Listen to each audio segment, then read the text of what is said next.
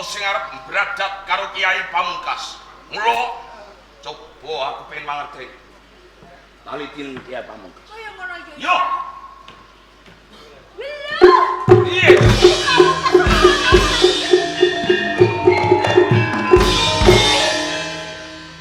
Mumpung durung adoh, bradaten menungso sing nyolong Kiai Pamungkas.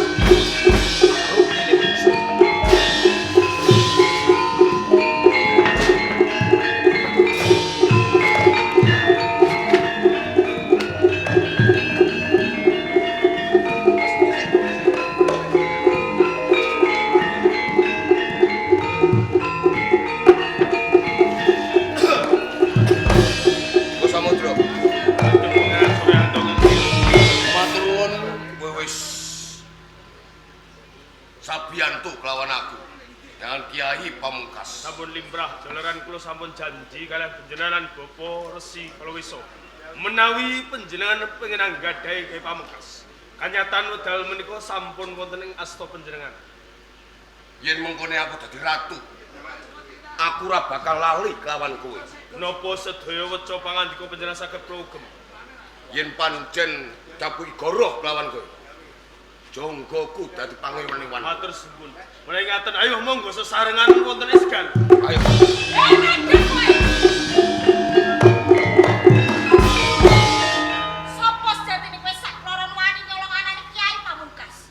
Surya Handaka. Suryanto. Kamangka Kiai Pamungkas iku darbekku mula. Nek kene entuk ra entuk Kiai Pamungkas tak jaluk. Kena kowe kepengin duweni Kiai Pamungkas. Yen aku wis sirna ana ing pengarepan. Kaya ngono. Yen pancen kaya ngono, ayo kita kene papan. Kowe apa aku sing bakal tukane papan.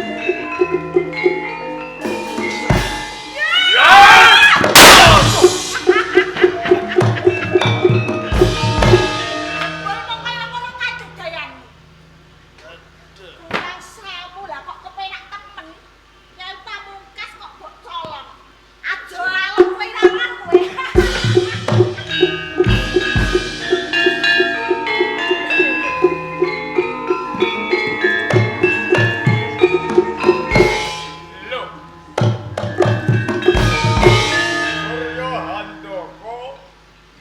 Samudra.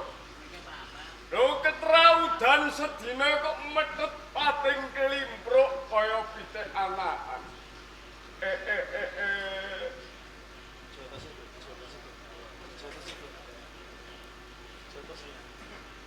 Mari Nek. Wangi. Mari Nek.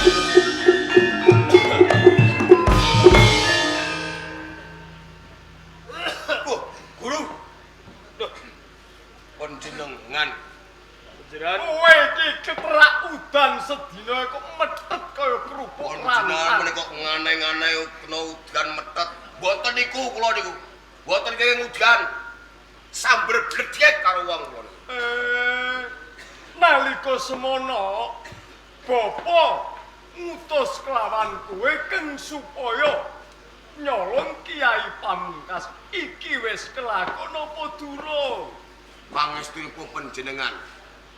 Kula nyidra ananing Kiai Pamungkas kantuk menika wujudanipun. Dadi wis kelakon. Nggih. Ya, yen ngono aku bisa nentokake. Kelakon panjangkamu dadi ratu ning Galuh Pakuwon. Nggih. Awit kula menika sampun gadhahi Kiai Pamungkas. Yen kula menika wangsul wonten ing Galuh Pakuwon, mestinipun kula dados ratu wonten ing Galuh Pakuwon. Yen kaya ngono enggal bali ning Galuh Pakuwon. Yen ngaten kula nyuwun pamit. Samudra.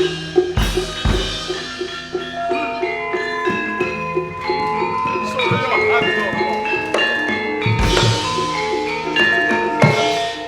Jebul kowe kurang wasis.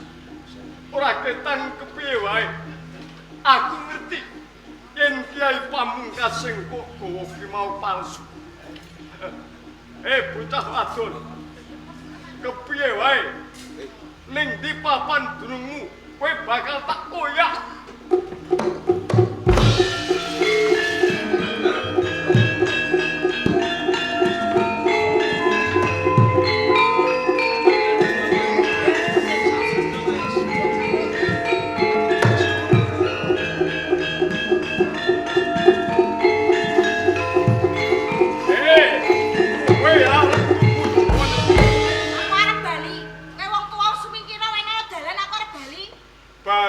Bali ning mengko dhisik.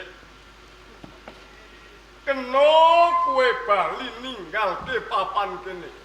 Nanging yen Kiai Pamungkas kuwi kok wenehke aku.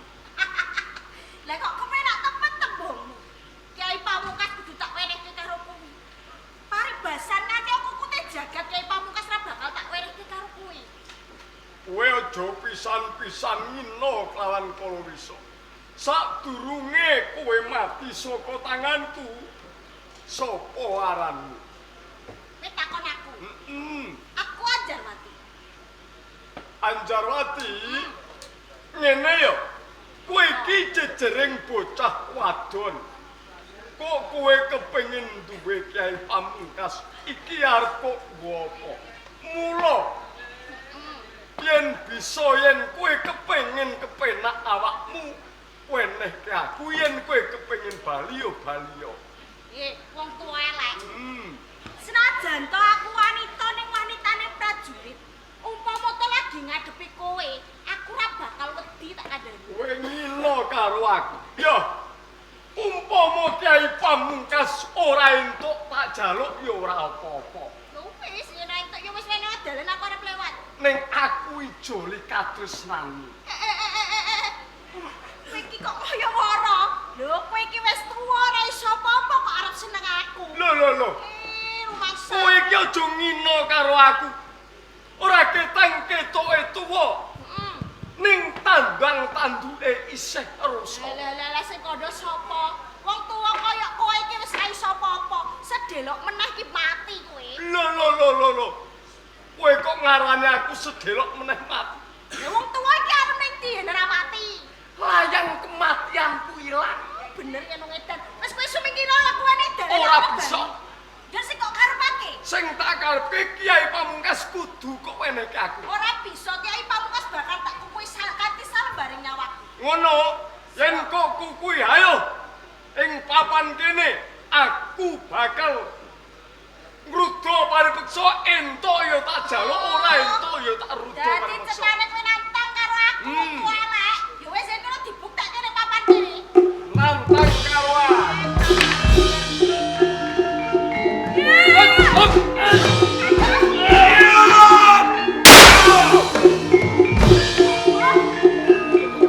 Anjar Dewi. Musuhmu dudu Kalawisa.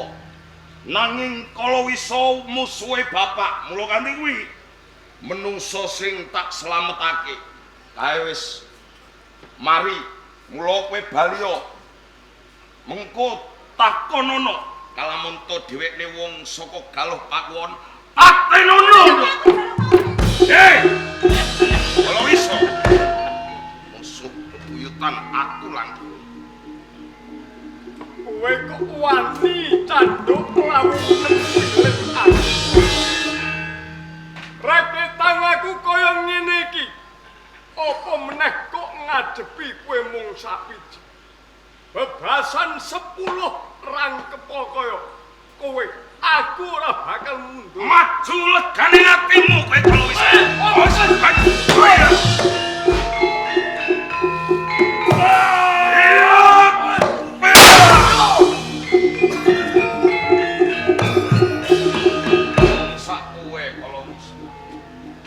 Dadi pepalanku pengen dabeni Kiai Pamungkas ora bakal bisa aku kelakon dadi ratu ning tanah Jawa.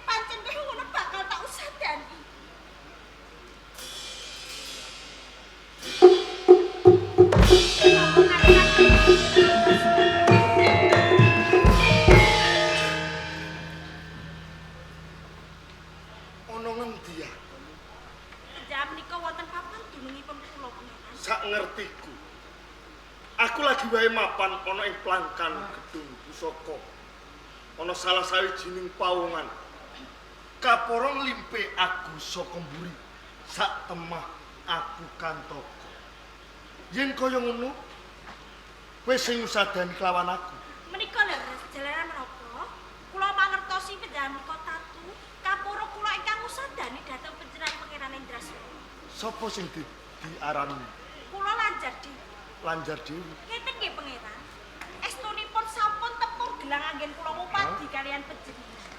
Kula menika tresna dhateng panjenengan Pangeran. Tresna kelawan aku. Ki, Matur nuwun banget Lanjar Dewi.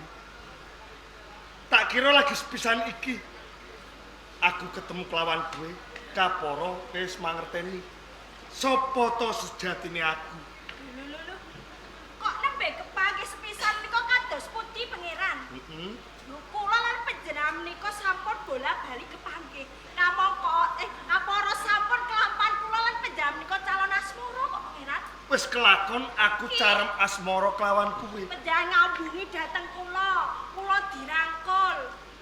Aku ngrangkul kelawan kowe. Ki, Aku ngambungi kelawan kowe. Lho menapa panjenengan menika kasupit to Pangeran? Tak kira lagi sepisan iki aku ketemu kelawan kowe Lanjar Dewi. Aki boten nggih pun bola-bali. Dek kapan? Wonten ing ngimpi.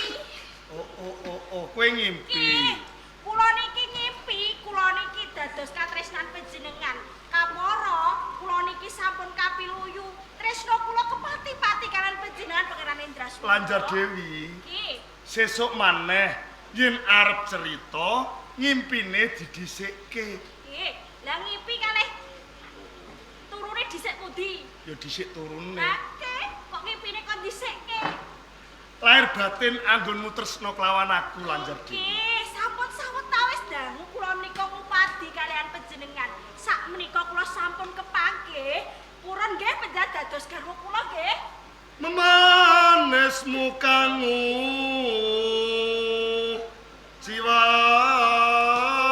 jiwat. Saged kalian kula Pangeran Indrasura. Agawe ruci tenggale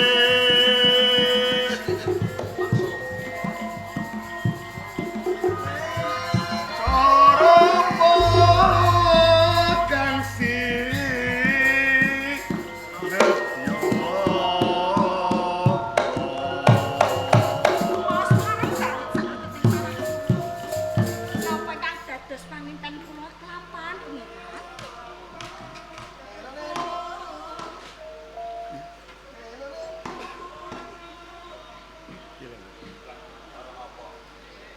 Loro gangsi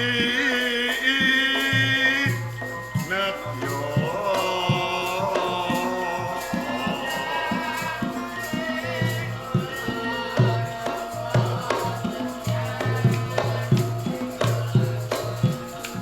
Apa ngomunduta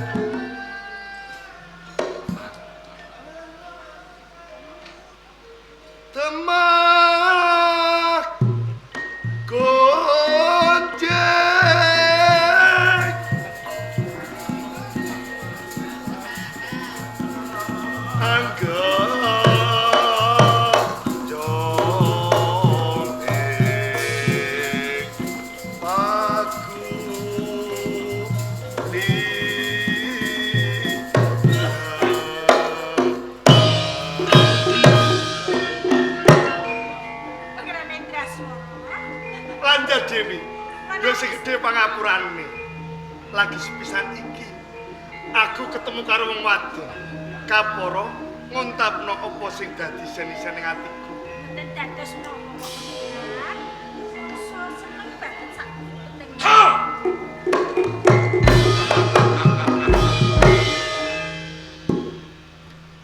Kowe padha ngopo? Wong tuwa wis mangerteni kabeh. Pak, biyen aku nak tau kondo karo sampeyan. Coba kondo. Kalamun aku iki tresno karo salah satu. Sik to. Iya, bab perkara kuwi iya ning iya. Nanging Apa? kowe tak kongkon apa? Sampeyan ngomong aku. Enggal bali to. Iso. Bareng wis ngerti pawongane sing tak tulungi nalika pun bapak nampani Aji Jaya Kawijayan dheweke kantoro tak tulungi. Lho kok bareng kowe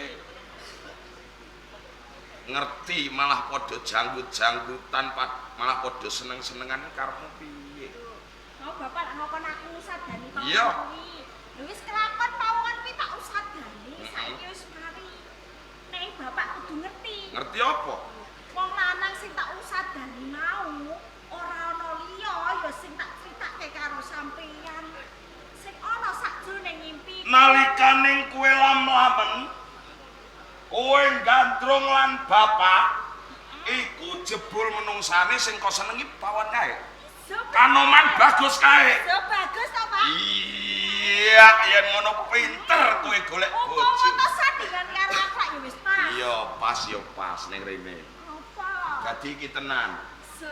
Sik, Apa, Pak? kowe tresno tenan to? Ya tresno kepati-pati.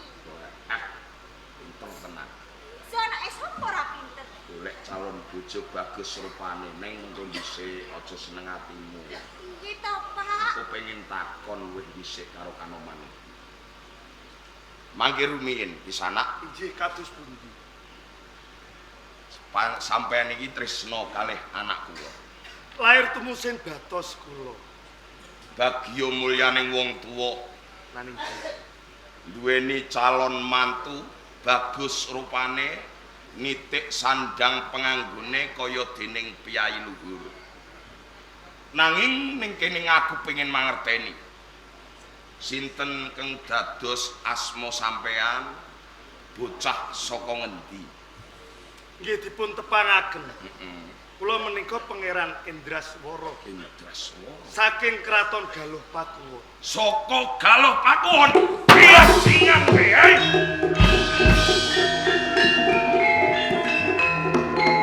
Yo, Kira sampean tumindak. kleru nggonmu golek calon bojo. Kok bisa sampean kono kaya Mergo wong tuwa ora seneng. Nalikaning dhewene kandha lan bapak. Yen to sing dadi arane Indraswara putra pengayoman saka Galuh Pakuwon. Nanging punten dalem Aku sewu ora pengen sadèrèngipun. piye?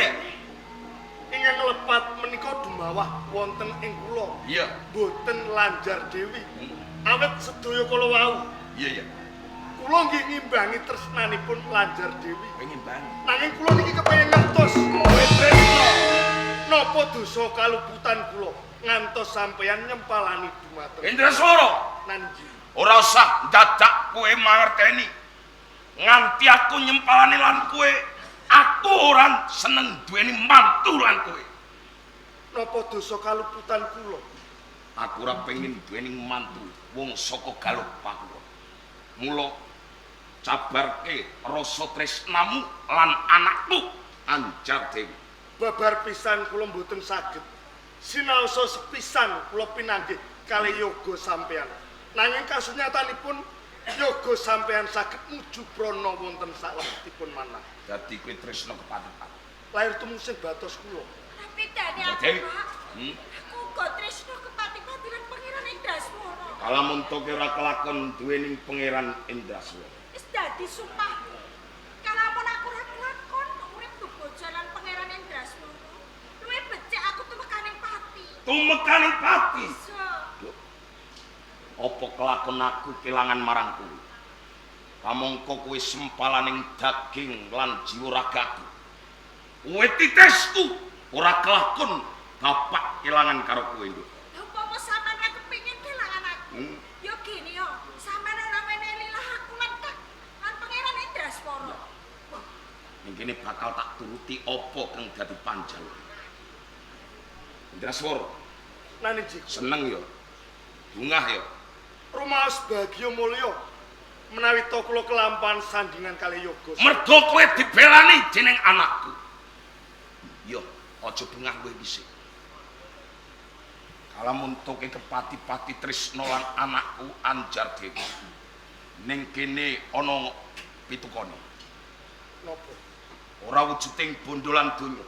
Aku ngerti. Nek pitukon wujuding bondolan donya kuwe sarwa duweni. Nanging sing dadi pitukone kowe kelakon duwening anakku Anjar Dewi. Nek kowe bisa nampani epek-epek. Oh ngaten niki. Menang. Redining ageng anggen kula tresna dumateng yoga Iya. sampeyan. Menawi sampeyan nganakaken sayembara ingkang kados ngaten. Kula sagah mupu sayembara menika. Wis sago. Naniji. Apa isi yoga? Tanpa nono iki ya.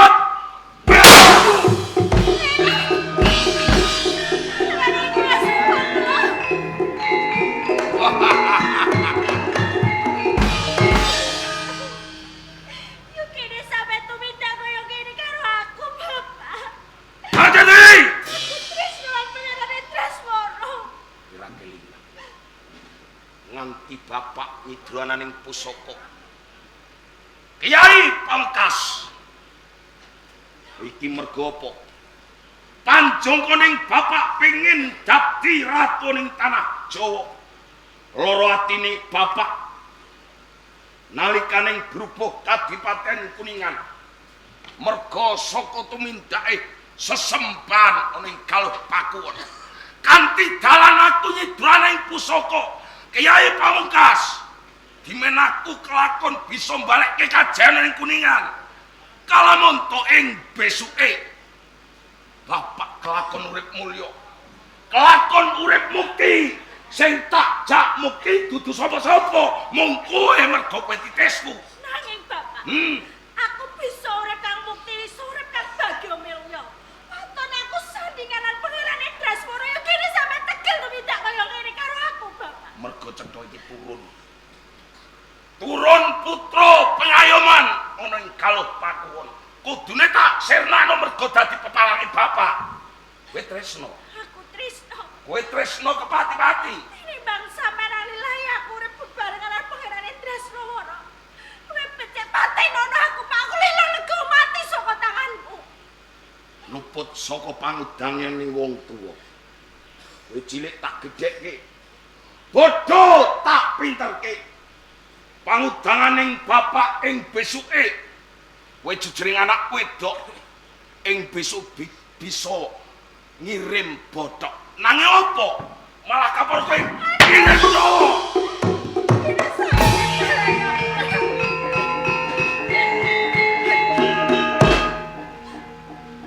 Yen kowe ora bisa tak penggak.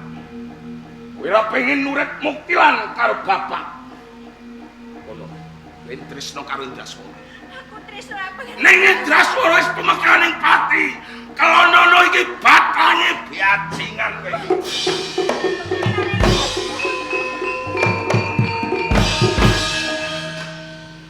Pangeran Indraswara aku nilarake dhateng kula pangeran. Tone pangeran Indraswara isa ana sak jabane kepesen. Mulane papan kene bakal tak usadani.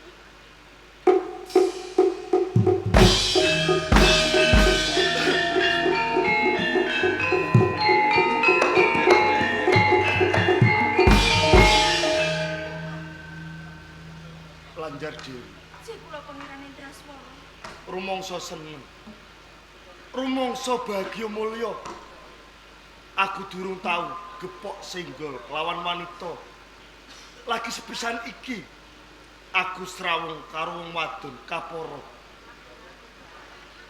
Kowe sing bisa ngratoni sak jroning atiku. Nanging kasunyatane apa sing tak tampa? Sakwise wong tuamu mangerteni lamun to kowe lan aku padha duwe rasa tresna.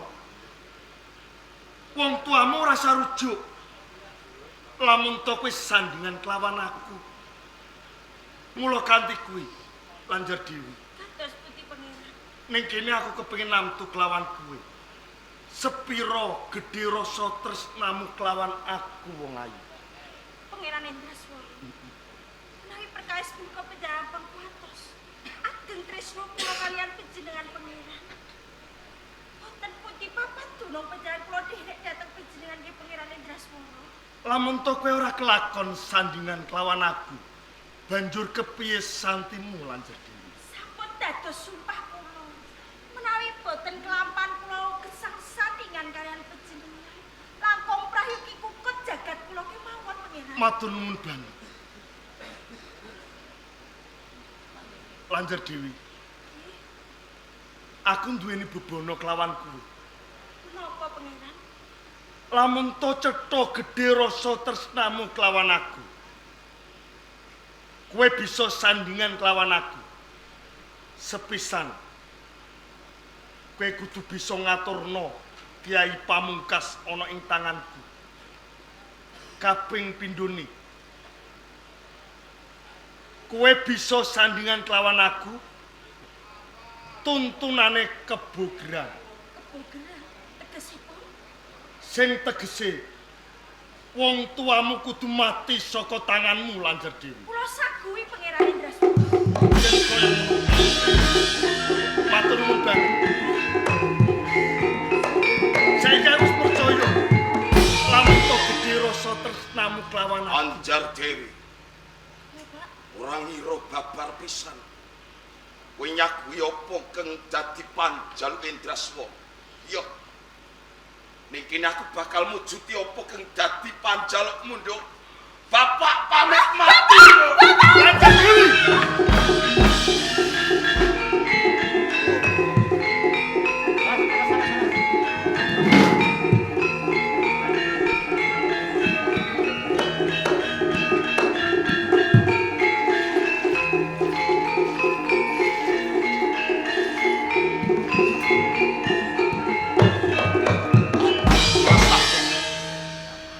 Abot lelakon iki. Dimen aku bisa mujuti apa keng dadi panjaluke anakku marang Pangeran Indraswara. Kamangka aku tau janji lan pitungkasing simbokmu, Nduk. Nalikaning durung tumekaning pati, dheweke duweni penjaluk lan bapak. Aku kudu bisa ngayomi lan kowe. Aku kudu bisa nguripi kowe lan kanthi bagya mulya. Yo. Janji-janji iki bakal tak wujuti. Mbok menawa bapak ora bisa menehi wujuding bondo donya kanggo kowe. Anjar Dewi. Kanthi dalan aku mungkasi patiku, dimen aku bisa nyenengno karo kowe. Yo.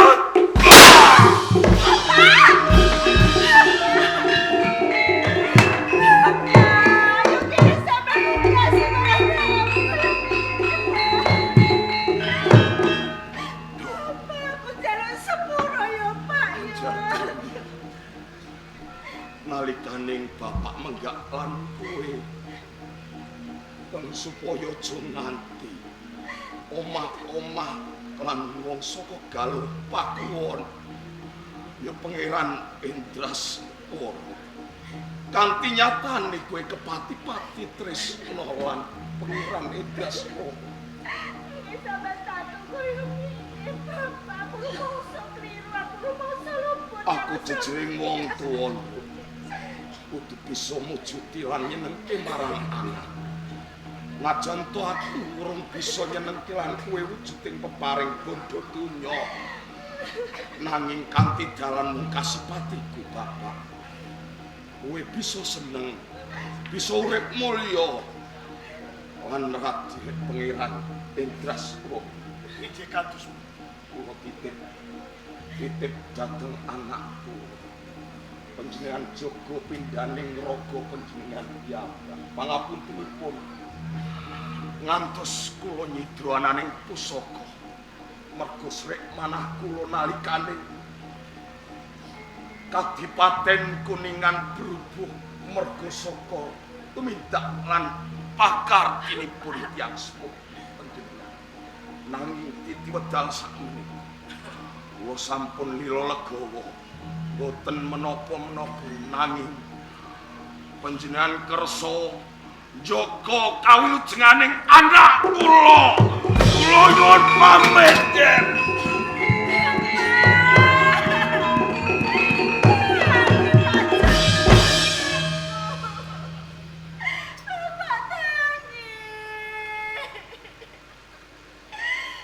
Panjar Dewi. Si kula pun Wong tuamu wis temekaning pati. Mergo apa? Gedhe rasa tresnane kelawan kuwi. Lan gedhe rasa tresnamu kelawan aku. Nganti wong tuamu dadi korban. Bot-bote mung kuwi kudu sesandingan kelawan aku. terus ngaten. Pitungkase wong tuamu. Anggonku tresna kang tumanduk lawan sliramu tak ibaratake nresnani diri pribadiku. Mula kanthi kuwi Terus pundi panjenengan enten? Panjar Dewi, iki dina kowe dadi menungso kang lolo. Uripmu kaijenan. Nanging kowe rasa dadak kuwatir. Kowe bakal tak kanthi bebarengan kelawan aku tumuju ana ing kraton Galuh Pakuwon. Muga wae kowe lan aku bisa sandingan. Mula kanthi kowe ayo bebarengan kelawan aku.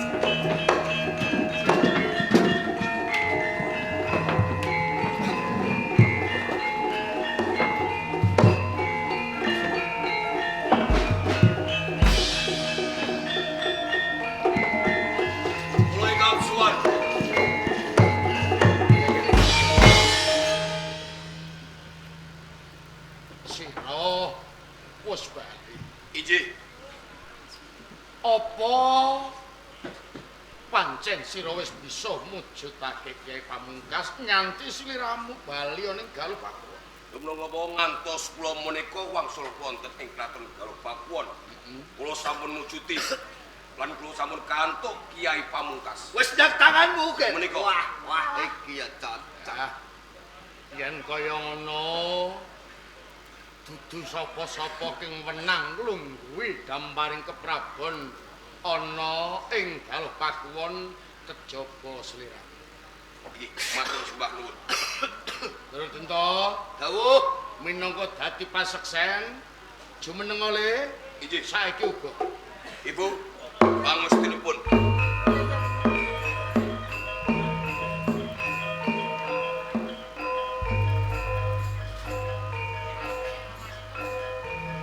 Kula ingkang suwun.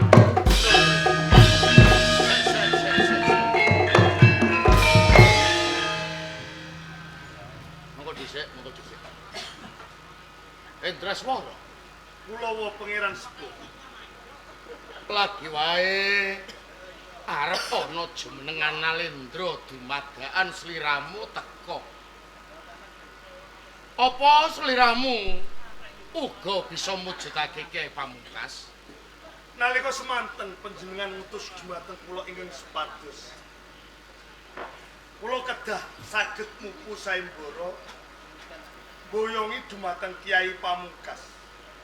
Wedal menika sampun kelampahan. Kyai Pamungkas wonten ing tangan kula. Lho. Tenang. Sik, Iki lho Kyai Pamungkas. ing jagat iki ora ana sing jeneng Kyai Pamungkas kok kembar ki ora ana.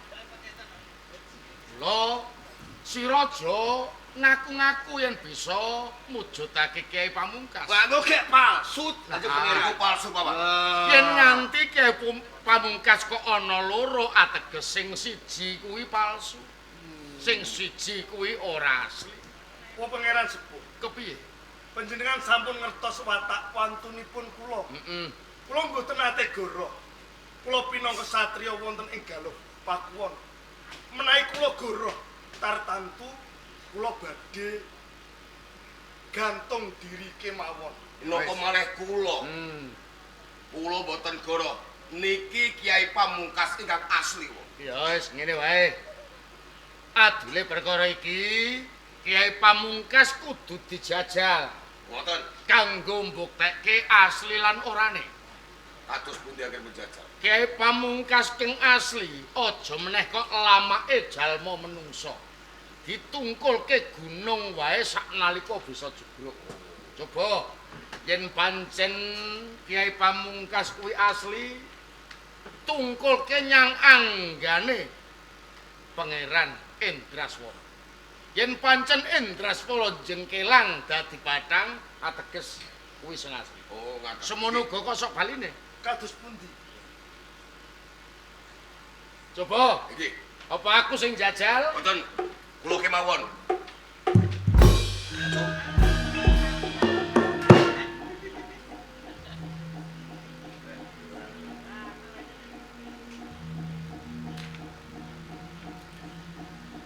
Ya, bos. Loh. Ora kemomo, Ger. Coba baleni. Manggirin dulu. Ya, bos. Mati ngadeg. Ora apa-apa, Ger. Jane kuwi asli apa palsu? Asli menika asli, Bu. Yen asli kok. Ya, bos. Bos. Wah pangeran sepuh. Kepiye Indraswara? Gilir gumanti. Piye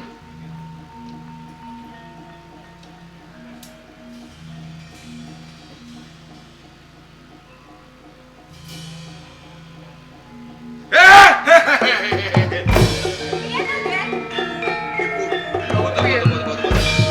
Iki durung ditungkulke kok. Mangke riyen.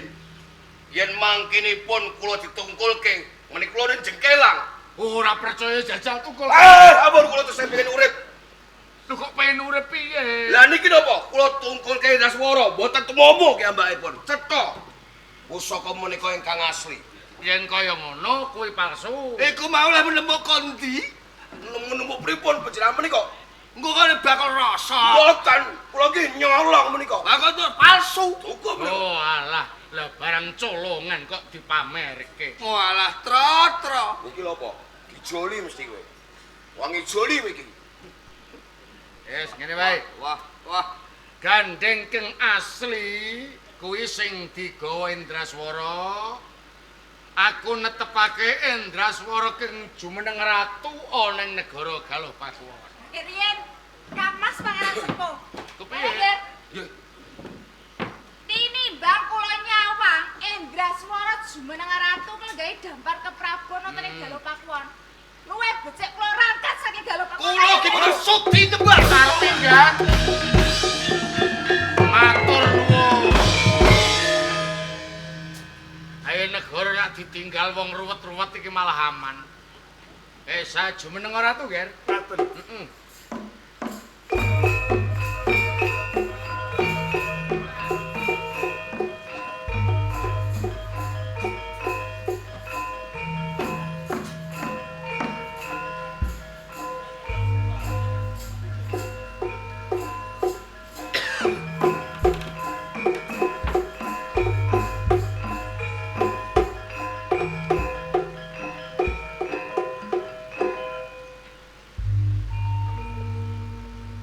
Nelakaken gung panengun ingkang tanpa pepindhan. Wa pangeran sepuh. Iya. Lilah panjenengan kapara. Kula lenggah dampar Maison Danu wonten ing kraton Galuh Pakuwon. Lan jadi redining gedhe labuh labesmu lawan aku. Sakwise aku jumeneng ratu ana ing kraton Galuh Pakuwon. Seliramu bakal tak angkat pinangka garwa Prameswari. Kula nélakake matur suwun sanget. Sedaya ingkang tinangkil wonten ing Pendhapi Agung Galuh Pakuwon. Saksampunipun kula jumeneng nata wonten ing Kraton Galuh Pakuwon. Muga mawon ing benjangipun saged nggayuh kencana rukmi, murah sandang, pangan lan papan. Kanthi lumeber ingkang Bapak kagungan kersa. Saksampunipun nimbali ketoprak Wahyu Manggala dipun paringi kebagas warasan. Dipun paringi rejeki ingkang lumintu. Tinebih ana marang Sengkala, tolak balak padha sirna. Kang pungkasan saksampunipun kula jumeneng nata wonten ing Kraton Galuh Pakuwon. Kula badhe jejuluk Prabu Anom Endraswara. Panyatan sampun paripurna.